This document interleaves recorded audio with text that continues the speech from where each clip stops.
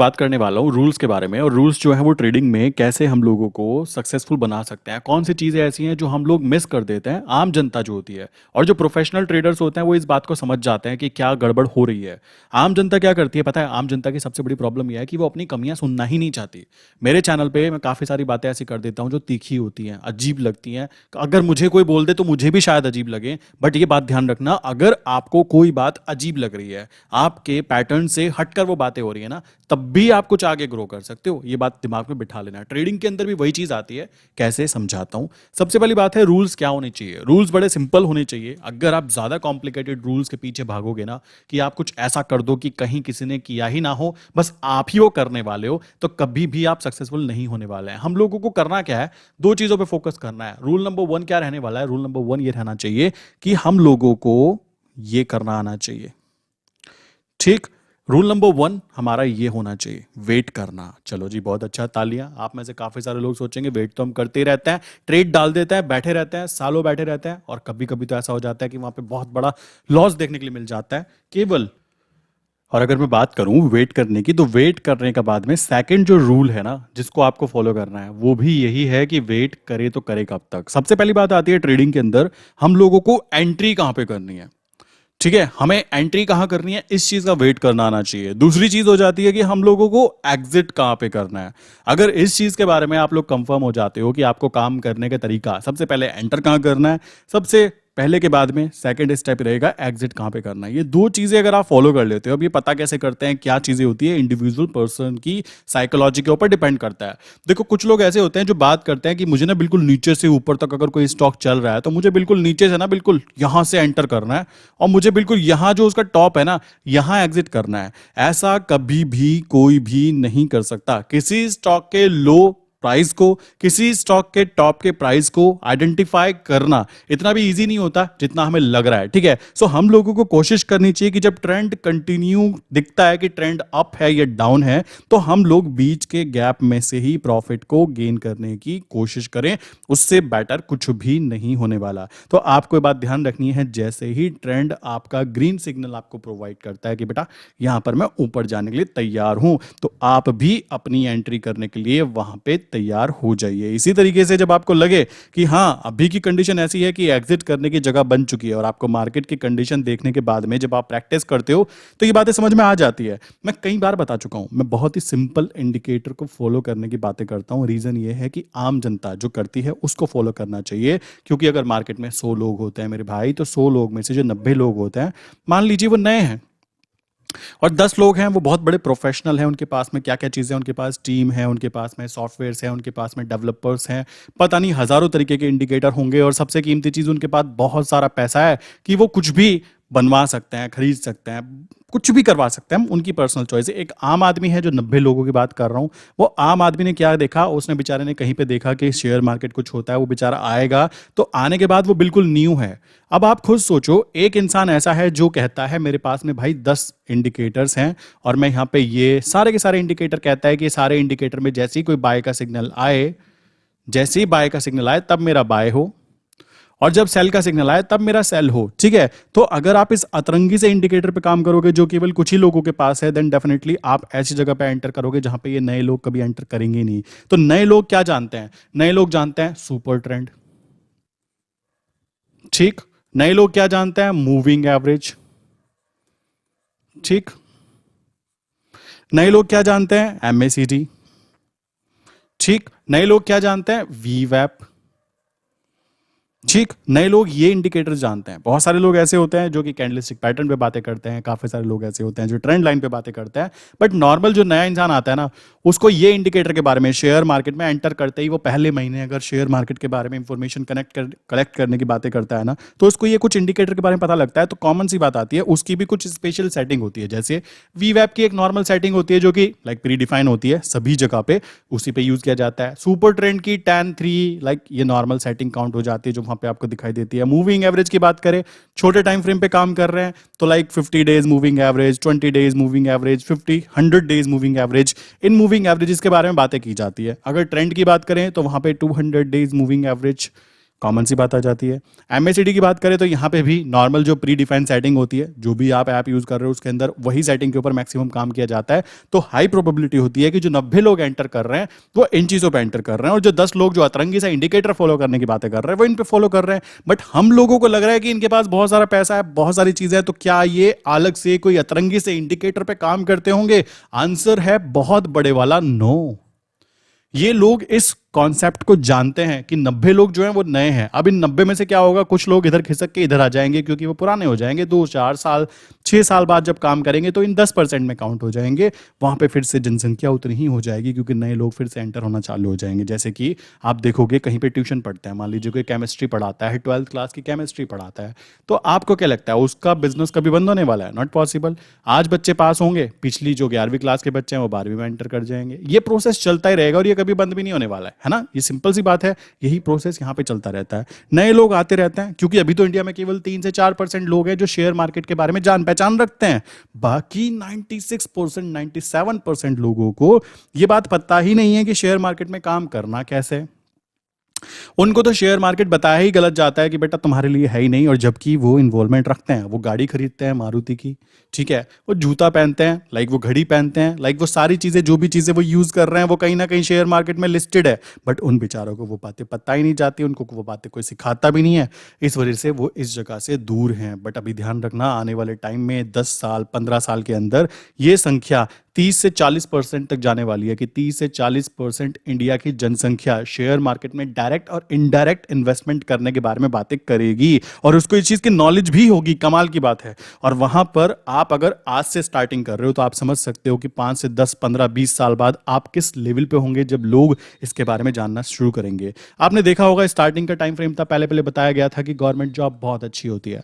आज का टाइम देखोगे तो लोग प्राइवेट जॉब की तरफ ज्यादा भागते हैं, ठीक। और अभी आप देखोगे नेक्स्ट तो वो बिजनेस की तरफ भागने वाले हैं, ये बात ध्यान रखना। और बिजनेस भी कैसे बिजनेस, ऐसे बिजनेस मॉडल जो बेसिकली बहुत ही रेयर होंगे, आपको सोचकर हैरानी होगी कि कैसे कैसे बिजनेस मॉडल क्रिएट किए गए हैं। ये बात आपको ध्यान रखना होगा।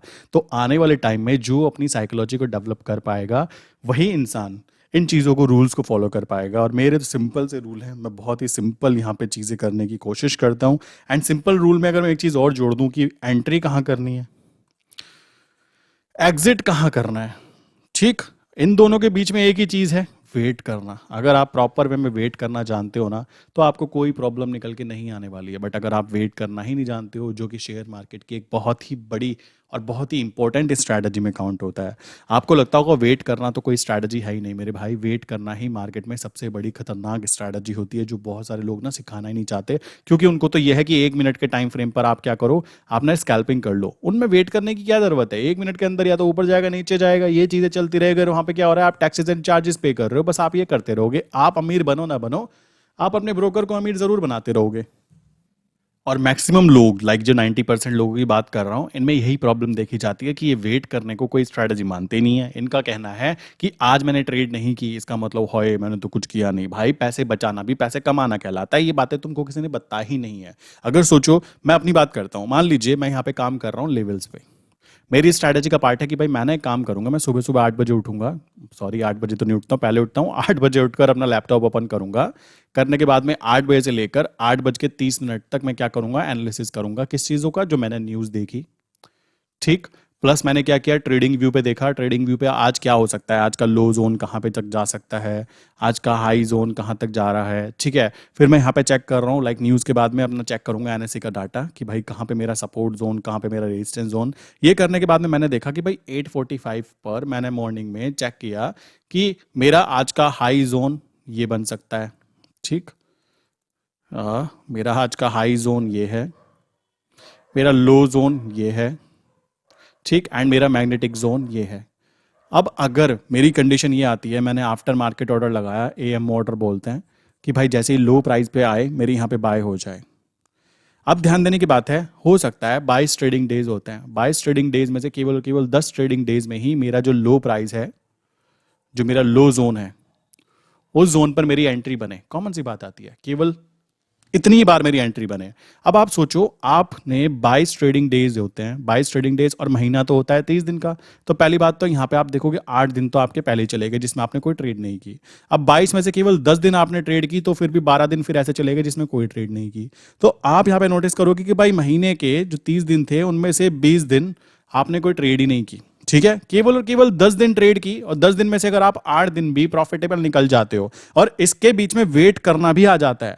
ये बात ध्यान रखना है, ट्रेड डाली 1 दिन 2 दिन 3 दिन वेट करना पड़ सकता है, क्योंकि पैसा कमाना है। और पैसा आप कैसे कमा रहे हो? पैसे से पैसे को कमाने की बातें कर रहे हो, जो कि किसी स्कूल कॉलेज यूनिवर्सिटी में आपको सिखाया नहीं जाता। आपको तो बताया गया था कि बेटा जॉब करना है, जॉब करने से क्या होता है? पैसा आता है, और पैसा आने से क्या होता है? आप अपनी रिक्वायरमेंट जो भी है उसे पूरी कर सकते हो। तो यहाँ पे तो ये वाला कॉन्सेप्ट ही अलग है ना, ये कॉन्सेप्ट ही अलग आपको काउंट कराया जाता है, तो यहाँ पे रूल्स भी अलग होंगे। तो ये बात ध्यान रखना, अगर आपने महीने में कम ट्रेड किया है, आपने 22 में से केवल और केवल 10 दिन ट्रेड किया है, तो ये रोने की बात नहीं है, खुश होने की बात है। लोग ऐसे भी होते हैं जो 22 के 22 ट्रेडिंग डेज ट्रेड करते हैं और उसके बाद में वो ह्यूज लॉसेज में होते हैं। ये बात ध्यान रखो। और अगर आप केवल 10 दिन ट्रेड करते हो और 10 दिन ट्रेड करके आप वहां पे प्रॉफिट में हो, मैं कहता हूं प्रॉफिट भी नहीं, आप जीरो लॉस पे हो, आपको कोई लॉसेस नहीं हो रहे हैं, देन उस कंडीशन में आप इन लोगों से कई कदम आगे हो। यह बात ध्यान रखना। क्यों? क्योंकि आपने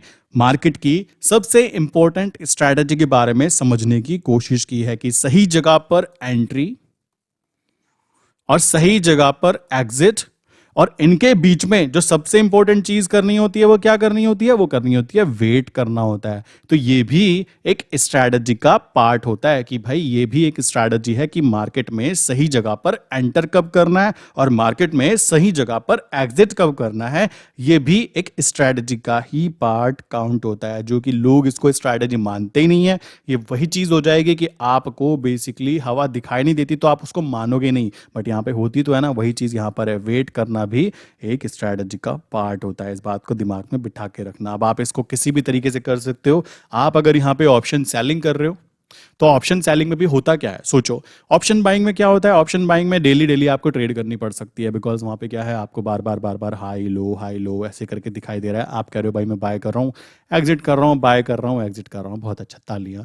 बट आप नोटिस करोगे जब ऑप्शन सेलिंग की बातें होती है ना, अगर हमने बोला कि हम मंथ के बेसिस पे करेंगे, तो मंथ के बेसिस पे ऐसा रहता है कि ट्रेड की, आज ट्रेड की मान लीजिए, तो ट्रेड करने के बाद में अब क्या है, पूरे महीने हो सकता है पूरे महीने कुछ करना ही ना पड़े, और करना भी पड़े तो महीने के अंत में कुछ एवरेज करना पड़े।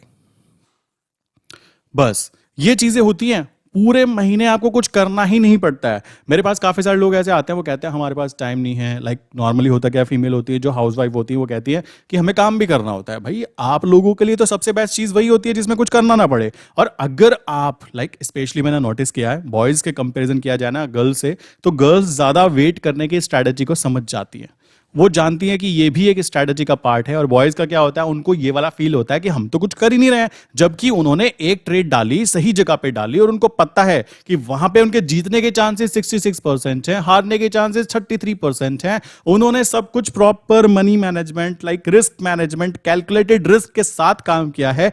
फिर भी अगर बॉयज यहां पे घबराएंगे, देन डेफिनेटली इसका मतलब क्या है कि उनके माइंड में कुछ ना कुछ प्रॉब्लम ये है कि वो इस चीज को स्ट्रैटेजी मानते ही नहीं है कि वेट करना भी एक स्ट्रैटेजी का बहुत इंपॉर्टेंट पार्ट हो जाता है अगर आप शेयर मार्केट में काम करने के लिए आ रहे हो तो। ठीक है, ये बात दिमाग में रखो कि खून पसीना बहाकर पैसा कमाना, ये 90-50 वाला मॉडल हुआ करता था, क्योंकि वहां पे कोई भी इंटरनेट से जुड़े हुए लोग नहीं हुआ करते थे। ठीक है, कि जब तक पसीना ना बहा तब तक आप उसको मेहनत की कमाई मानो ही ना, या खून पसीना ना बहाया, वो होता ना डायलॉग होता था, खून पसीने से कमाई हुई कमाई है।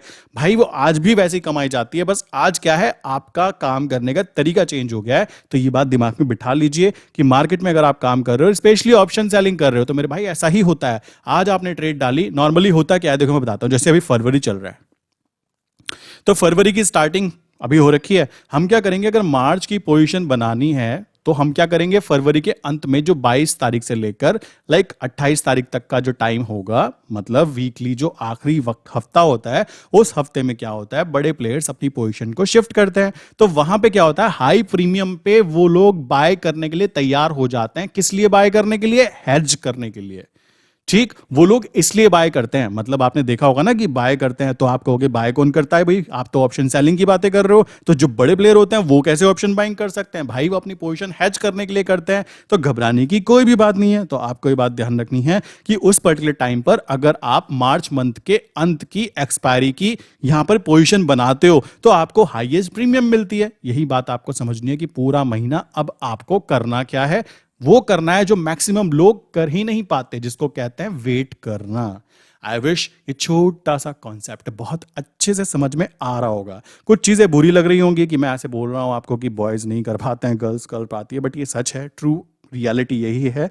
आई डोंट नो कि वो कैसे कर पाते हैं, क्यों वो शांत होकर बैठ सकते हैं, उनको पता है कि ये चीज हो रही है, इसका रिजल्ट मुझे इस टाइम पे ये मिलेगा। बॉयज में क्या होता है, बीच में एक्साइटमेंट लेवल 7वें 8वें आसमान पे चली जाती है कि अभी ये हो गया, अरे एग्जिट कर दो, यहाँ पे ये माइनस दिख रहा है, अजी एवरेज कर दो इसको।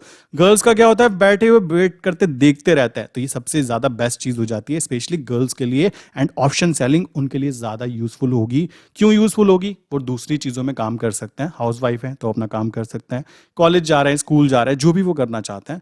अगर कोई अभी काम नहीं करना भी चाहता ना, तब भी मैं तो कहता हूं उसको पेपर ट्रेड करना चाहिए। क्या करना चाहिए, कॉपी लीजिए, उसके ऊपर लिखिए कि मैंने ये वाली ट्रेड डाली है, इस ट्रेड में क्या मुझे प्रॉफिट हुआ, और एक टाइम बाद मतलब 6 महीने, 1 साल, 1.5 साल, 2 साल, देखो आप अपनी जिंदगी बनाने के लिए लाइक 4 साल की डिग्री लेते हो, उसके बाद 2 साल 3 साल एमबीए भी लगाते हो, फिर पता नहीं क्या क्या क्या क्या एक्सपीरियंस गेन करते हो, प्लस कंपनी में काम करते करते हुए भी आप लोग क्या करते हो, वहां पे ना बहुत सारे सर्टिफिकेट लेते रहते हो, क्योंकि वहां पे भी कंपटीशन चल रहा होता है। बात ध्यान रखना, आपको लगता है जॉब में जाने के बाद में कुछ नहीं होता, भाई वहां असली कंपटीशन चालू हो जाता है। वहां पे ये होता है एम्प्लॉय ऑफ द ईयर कौन सा बनेगा बंदा, ठीक है, उसके लिए टारगेट दे दिया जाता है कि उसको 2,000 रुपये बढ़ जाएंगे। प्लस उसको क्या है, अंदर ही अंदर चीजें चलती रहती है कि अब आप एक काम करो, अपने पैसे से, या तो कंपनी कराती है अपने पैसे से, आपको क्या करना है, डिफरेंट डिफरेंट और भी ज्यादा कह सकते हो सर्टिफिकेट लेने पड़ते हैं कि मुझे ये भी चीज आती है, मुझे ये भी चीज आती है। ऐसे करते करते धीमे धीमे आपको ऊपर की तरफ ग्रो करवाया जाता है, जबरदस्ती, अगर आप करना भी नहीं चाहते हो तब भी।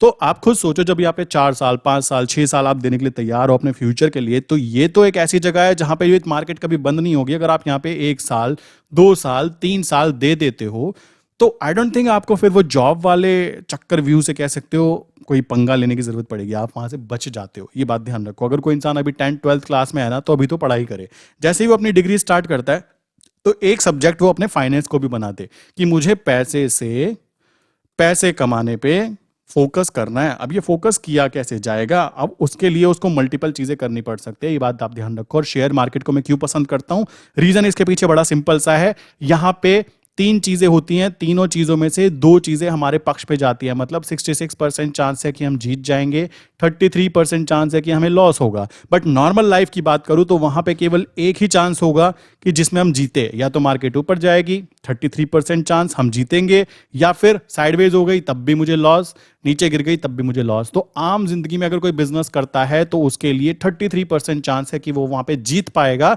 बट अगर वो शेयर मार्केट में फोकस होकर काम करता है, प्रॉपर मनी मैनेजमेंट के साथ काम करता है, तो खुल्लम खुल्ला उसको 66% चांसेस मैं यहाँ पे दिखा सकता हूँ, चार्ट के ये सामने सामने दिखा सकता हूँ।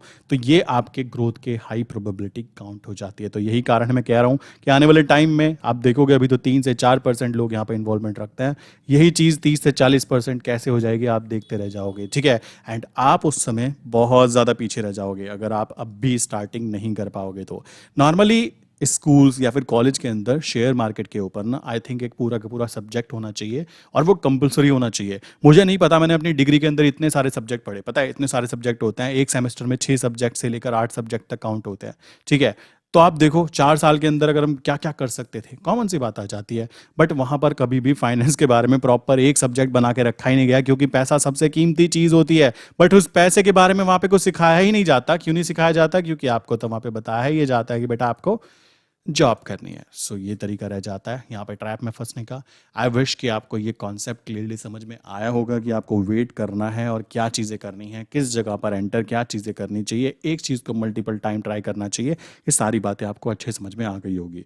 फिर भी किसी के माइंड में कोई क्वेश्चन है तो नंबर है 9837482890। सेकेंड नंबर है 8077521043। आप अगर कोई भी स्पेशली करेंसी मार्केट के अंदर सीखना चाहते हो, काम करना चाहते हो, तो आप इस नंबर पे मैसेज कर सकते हो। प्लस हम लोग जो जोन पे काम करते हैं कि हाई जोन, लो जोन और मैग्नेटिक जोन, अगर आप इन जोन पे काम करना चाहते हो तो आप इस नंबर पे ना मैसेज कर सकते हो, लिख सकते हो जोन, आपको डिटेल शेयर हो जाएगी। प्लस आप मेरी वेबसाइट पे जाके विजिट कर सकते हो। मेरी वेबसाइट है for currency market explosive trades .in। इसकी लिंक मैंने डिस्क्रिप्शन में डाली है, आप जाके चेक कीजिए, आपको काफ़ी सारी चीज़ें वहाँ पे अपडेट देखने के लिए मिल जाएगा। इसी के साथ मैं आज की वीडियो बंद करता हूँ दोस्तों, मिलते हैं नेक्स्ट इंपॉर्टेंट वीडियो में। आई विश यहाँ तक का कॉन्सेप्ट समझ में आया होगा। तो आया है तो आपको क्या करना है, इस व्हाट्सअप नंबर पे जाके अगर जोन चाहते हो तो जोन वहाँ पे टाइप करना है, प्लस इसके साथ में क्वेश्चन डालना है 3+9 कितने होते हैं, ये आंसर जो है मुझे इस नंबर पे चाहिए। जिस लोगों ने वीडियो को अंत तक देखा है वो यहाँ पे ज़रूर कमेंट करेंगे, ठीक है। सो मिलते हैं नेक्स्ट इंपॉर्टेंट वीडियो के अंदर।